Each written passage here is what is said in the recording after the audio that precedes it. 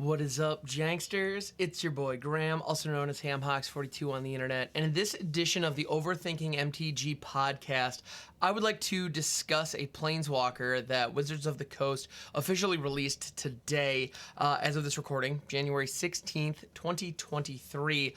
And that is Nissa, Ascended Animist. Now, I want to look at this card for a number of reasons. One, this is a beloved character that has been around MTG for like many years, and she's gotten captured by the Phyrexians. They took her. They have completed her. And I'm very intrigued by this from the story perspective, as well as kind of what this means for the character, obviously.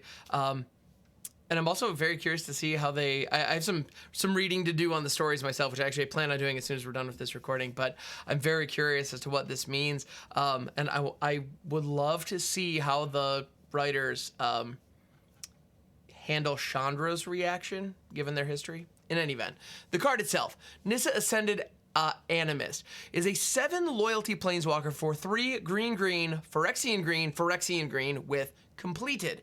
So, as a result, this can be a 7-drop mono green planeswalker that comes in with 7 loyalty. Or it can be a 6-drop planeswalker, you have to pay 2 life in that case, that would come into play with 5 loyalty, or a 5-drop walker that would enter the battlefield with 3 starting loyalty. You'd have to pay 4 life in that case, but all in all, like, okay. And so, Nissa Ascended Animist's abilities, +1, create an XX green Phyrexian horror creature token where X is Nissa Ascended Animist's loyalty. -1, destroy target artifact or enchantment. -7, until end of turn, creatures you control get +1/+1 for each forest you control and gain trample.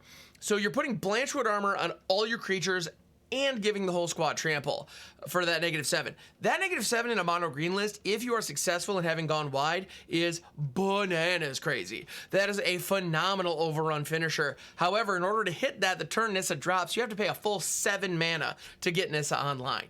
Now, you need to be ramping like crazy in order to get to 7 mana before you can drop a planeswalker.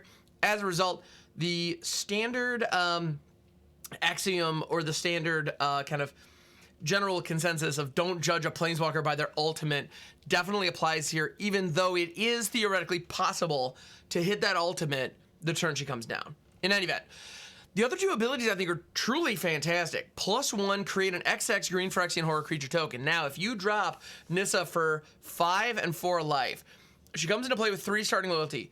As a cost to activate the ability, you add 1 loyalty counter, taking her up to 4. Then you create the Phyrexian horror creature token, and it comes out as a 4/4.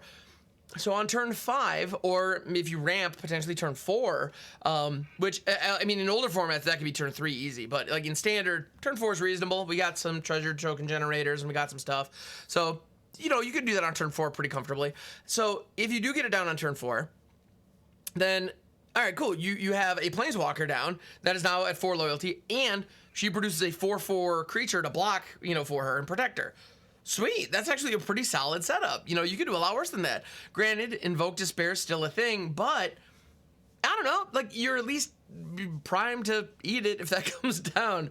But if it doesn't come down, the turn after that, you can +1 again, and now you still have your 4/4 potentially. It may have eaten removal or died in combat or whatever. But if you still have it, great. If not, you then poop out a 5/5. Turn after that, a 6/6, etc. And all the while, you're just upticking towards that -7 while building out your board. Now, that's like super slow, and it depends on your opponent not having interaction for your team. Chances of that actually going off without a hitch, very, very low. And I know that. Right now, Standard is incredibly hostile to, any permanents, frankly, but especially creatures. Creatures are not allowed to stick. Right now, Sheoldred and Rafine are just so strong, and Fable the Mirror Breaker is running around out there. They are just so strong and so ubiquitous.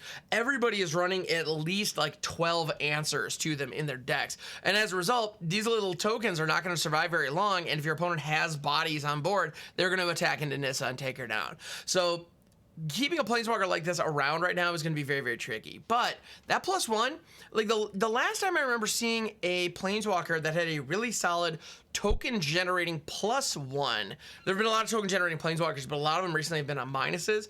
The last time I remember seeing a good +1 was Vivian out of Ikoria. The 5-mana Vivian, Monster's Advocate, was actually like shockingly strong. Granted, those tokens could get reach, which was kind of bonkers. Being able to block flyers coming in on your planeswalkers was a whole other level. This, we don't quite get that benefit, but the creatures are bigger and they grow as the game goes on. Also, if you're proliferating, that can really go nuts with these Phyrexian horrors. So that's pretty cool. The other mode, it's only -1, and you destroy target artifact or enchantment. There are a ton of bonkers artifacts and enchantments out there right now. That is an effect that we're seeing a ton. Like, you just want that. That's a mode, like, I do a lot of reanimation nonsense with Titan of Industry. I almost always select that mode on Titan of Industry these days. There's just always something to blow up. For the record, I firmly believe more people need to be running Terra Sunder and Disenchant at least in their sideboards.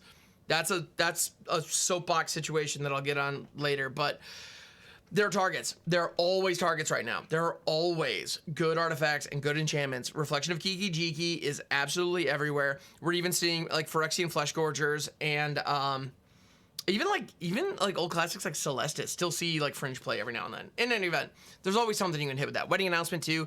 They're just, anyway, having that just in your back pocket is great. So once you rock out your 4/4 or your, well, that's the other thing. If you drop her at 6, her starting loyalty would come in as 5. Uptick, you get a 6/6. That's no joke. A 6/6 can tangle with a lot of stuff out there in the field right now. So that's pretty great. If you have an extra chump in the mix, it can even take down a Phyrexian Flesh Gorger if you can satisfy the Menace Clause if you're blocking, So like, sweet. Like I think this card is just genuinely strong. Yeah. So you have good removal. You have a token. You can create a strong token on a plus, and you do have an ultimate that is not far away from when you first hit it. That can straight up end the game. Like honestly, in even like Selesnya go wide decks, if you have a lot of green in the deck, you could easily, or even like Naya, you could easily have dual lands that are forests in the mana base to satisfy some of these requirements and then also count towards that -7. Although to be fair, even if the -7 only gives +2/+2 or +3/3 and trample, that's probably enough if you've gone wide enough. If you're in a rabble-rousing kind of situation where you're really going wide, just drop this and rock it and you're probably gonna win the game. I mean, that's effectively like, that's a very Crater Hoof-esque ability. So I think in a vacuum, Nissa Ascended Animist is excellent. There are plenty of uses in Commander that are going to be absolutely fantastic. Those +1 horrors are going to be just big bodies that people need to deal with. That said, in Commander, people are going to have a lot of removal for Planeswalkers, like targeted removal that can hit any non-land permanent. Very popular in Commander, with good reason, because you got to be flexible, right?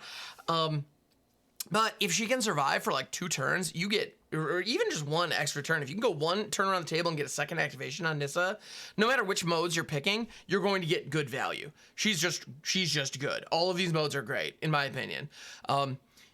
In Standard, I don't think she's going to see very much play. I'm going to try to take advantage of her. And if you want to see me attempt Nissa Ascended Animist after Phyrexia All Will Be 1 drops, twitch.tv/hamhawks42. I'm definitely going to be attempting her.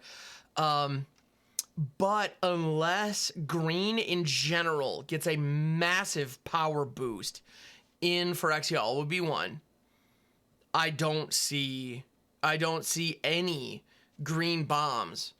Any of them. Doesn't matter how good they are, doesn't matter what they are. I do not see them seeing play. Like right now, the early green interaction and early green card advantage is lacking dramatically. Trust me, I've been trying to make it work and it just cannot hang with the black base decks right now. It just can't. And it feels, the power level is just so different and it's so wide in Standard right now. I mean, green, it feels like you are choosing to play at a disadvantage when you are playing a primarily green-based deck against a primarily black-based deck. And primarily black-based decks are kind of the thing right now. There are a couple exceptions to that, but for the most part, Shale Dread mid-range piles.